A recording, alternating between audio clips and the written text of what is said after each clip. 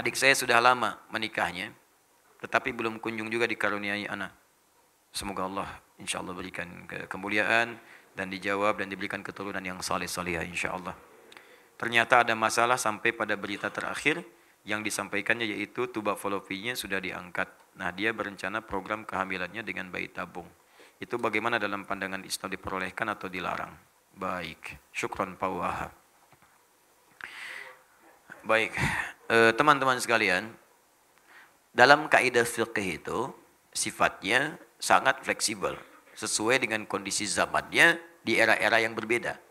Asal tuntunan nilai-nilainya mengikuti tuntunan-tuntunan yang telah dijelaskan atau diisyaratkan dalam Al-Quran atau juga dibimbing oleh Rasulullah Sallallahu Alaihi Wasallam. Kaidah pertama bagi perempuan, jika memang kemudian setelah menikah berikhtiar kemudian memohon kepada Allah untuk diberikan keturunan, maka silakan berikhtiar. Ya, ikhtiar pertama dari mulai berhubungan suami istri, sunnah bahkan berpahala di situ. Ya, ada dalilnya tuntunan di Quran misalnya surah ke-7 ayat 189. Ya, ada lagi nanti di Al-Baqarah misalnya ayat 187 sampai ayat ke-223 juga ada di situ. Dari 222 bahkan dari nikahnya 221, 222 sampai 223-nya. Ada batasnya. Kapan itu berhenti, kapan itu dilakukan. Saat haid tahan, suci silahkan. Yang kedua, kalau setelah berhubungan itu belum ada tanda-tanda, maka cari amalan-amalan yang dengan amalan itu bisa melahirkan jawaban dari apa yang diharapkan. Rumus motivasinya ada di Quran surah 5 ayat 35. Ya ayyuhalladzina amanu taqullaha wabtaghu ilaihil wasilah. Hei orang-orang beriman, tingkatkan takwamu kepada Allah, cari wasilah dengan takwa itu untuk menjawab apa yang kamu inginkan. Misal Anda punya harapan nih, ya Allah saya pengen punya keturunan, 2 tahun belum ada, 3 tahun belum ada, 4 tahun belum ada. Apa cara terbaiknya? Kata medis gak bisa ini mustahil, kata klinis gak mungkin. Maka cara yang terbaik adalah kembali kepada Allah yang tidak punya batas. Semua akan dikasih. Bagaimana caranya? Allah berikan satu jalan, satu aja. Ittaqullah, tingkatkan takwa kepada Allah. Rumusnya takwa. Takwa itu disebutkan 115 kali dalam Al-Quran.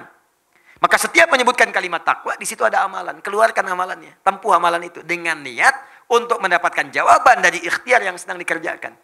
Apa contoh dari takwa itu? Salat.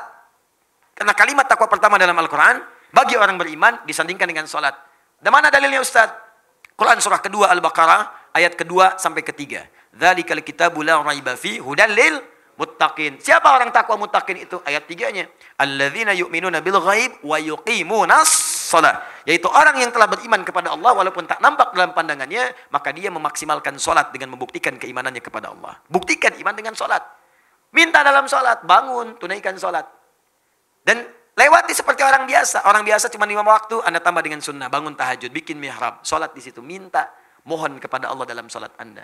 Ini pernah dicontohkan langsung, bahkan ada dalilnya. Kisah Nabi Zakaria. Di Quran surah ketiga Ali Imran. Ayat 38 sampai 39. Bangkit salat di mihrab. Begitu salat, berdiri, minta kepada Allah. Dalam berdirinya mohon.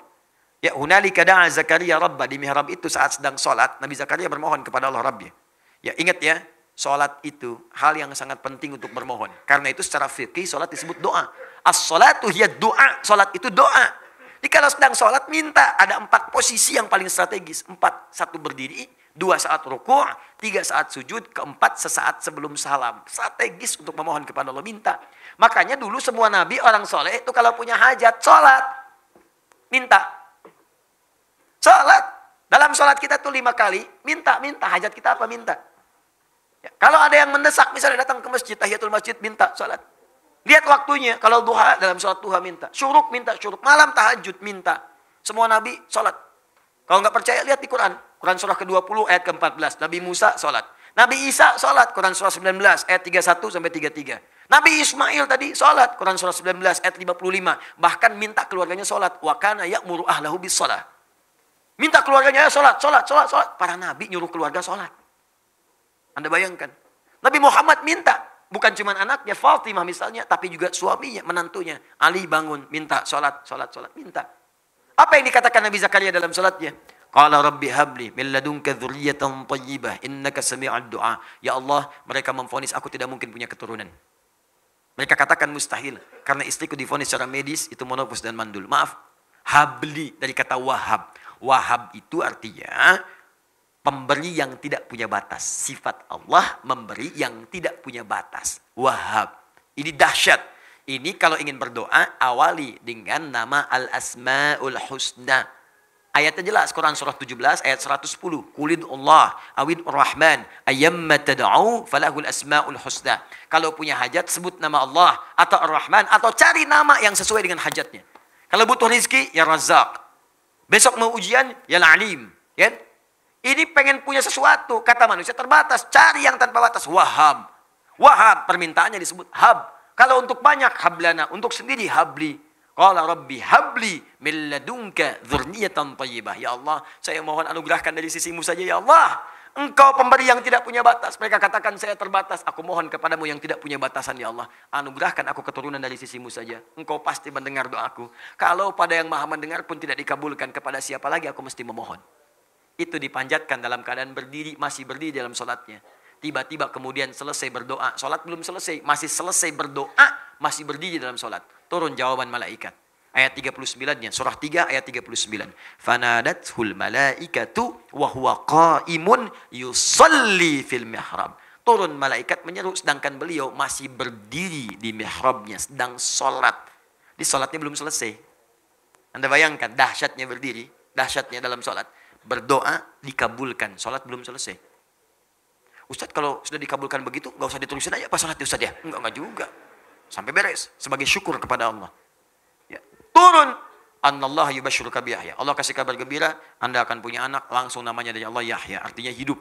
Yang mustahil lahir dari rahim seorang perempuan yang monopus dan mandul. Kata medis, kata Allah nggak ada yang mustahil. Lahir dan hidup dia. Silakan. Tiru itu. Karena janji Allah mutlak. Saya sering sampaikan berkali-kali, Allah itu kalau sudah berjanji, itu pasti ditepati. Allah yang berjanji, Allah yang menepati. Kalau manusia kan beda. Kau yang berjanji, kau yang mengingkari. Ya. Kau yang awali, kau yang akhiri. Allah beda. Dia yang awal, dia yang akhir. Dia berjanji, dia menepati. Innallaha la yukhliful mi'ad. Allah tidak mungkin kemudian mengingkari janjinya. Pasti ditepati. Ya, jelas sampai di sini? Kapan itu terjadi? Cari situasinya sampai dengan Anda membaca kalimat iyyaka na'budu wa iyyaka nasta'in. Itu perintah di Quran surah kedua ayat 45. Wasta'inu bisabri wassalah. Kalau punya masalah, sabar dulu lalu minta dalam salat. Wasta'inu, minta. Kita akan minta nasta'in. Kita mohon iyyaka na'budu wa iyyaka nasta'in. Maka dijawab di hadis qudsi. Qala Allah azza wa jalla, hadza baini wa baina 'abdi wa li 'abdi ma sa'al. Ini perjanjian antara aku dengan hambaku. Kalau hambaku benar salatnya sampai bacaan ini, apapun yang dia minta sekarang aku akan kabulkan. Saya pernah ajarkan ini pada beberapa kalangan. Ya, ini dari Qur'annya bukan dari saya. Kalau Anda yakin Allah pasti berikan. Masya Allah, ada yang 7 tahun, 8 tahun, sekian tahun dia praktekkan. Tidak menunggu lama, tiba-tiba kirim foto mihrabnya. Ya. Ubira, sampai teriak, sampai nangis. Sudah bertahun-tahun, tiba-tiba terjadilah itu. Allahu Akbar, indah. Dan ternyata sesuatu yang diraih dengan cara yang lama itu, keindahannya lebih lama. Dan kebahagiaannya lebih terasa. Sama anak kayak muter-muter, nyari cendol kan. Udah muter lama, 2 jam ketemu. Makannya lebih enak kan. Lebih nikmat minumnya. Bahkan teh pun tanpa gula, serasa manis. Demi Allah sih, aus lari-lari minum teh. Rasanya enak banget. Pagi berdua sama istri. Ya, sayang kurang manis, lihat aku aja. Masya Allah. Masya Allah diminum. Kok pahit ya? Enak aja gitu. Nyaman, nikmat. Itu. Dia udah lama nunggu-nunggu begitu lahir. Indah. Masya Allah lagi. Dilihat-lihat sayang-sayang, kecup-kecup dan sebagainya. Dan didoakan. Nah kasus yang terakhir ini agak berbeda. Dalam kondisi tidak seperti itu. Kondisinya di luar normal. Turba falopinya diangkat. Setiap yang di luar normal maka kaidahnya mustasnayat. Dikecualikan dari yang biasa. Dikecualikan dari yang biasa. Kalau kondisi darurat maka kaidah fikihnya ad-daruratu tubihul mahdzurat. Sesuatu yang darurat bahkan diperkenankan melakukan sesuatu yang tadinya dilarang. Apa diantaranya? Hamil di luar rahim itu pasti mustahil. Karena sepanjang ada rahim. Sekarang rahimnya tidak ada. Maka dalam kondisi darurat boleh kemudian asal hak syariatnya tidak dilanggar. Silakan bayi tabung misalnya. Ya.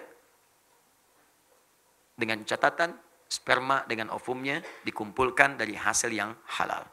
Suami istri sudah berumah tangga.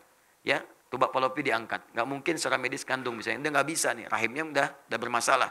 Maka silakan sperma suaminya dengan ovum istrinya dikumpulkan jadi satu, diproses di situ. Silakan dikembangkan. Tumbuh, lahir misalnya. Alhamdulillah. Ada yang jalan rahimnya masih ada, tapi untuk keluar nggak mungkin, ada yang terhalang. Ya, nggak mungkin. Terjadi kasus kemarin. Salah satu jamaah kita seperti itu, nggak mungkin, tertutup luar biasa. Untuk hamil, ya, dia bisa kemudian mengandung untuk melahirkan, tapi untuk jalan masuk spermanya nggak ada, terhambat dia, susah. Maka disimpan kemudian, disatukan, diproses di luar, disuntikkan kemudian ke dalamnya. Ngandungnya di situ juga, lahir, sah, boleh. Dengan catatan sperma dan ovum itu disatukan dalam proses yang sah, ada akad di situ. Yang tidak boleh, belum nikah, bayi tabung yuk, misalnya, itu nggak boleh.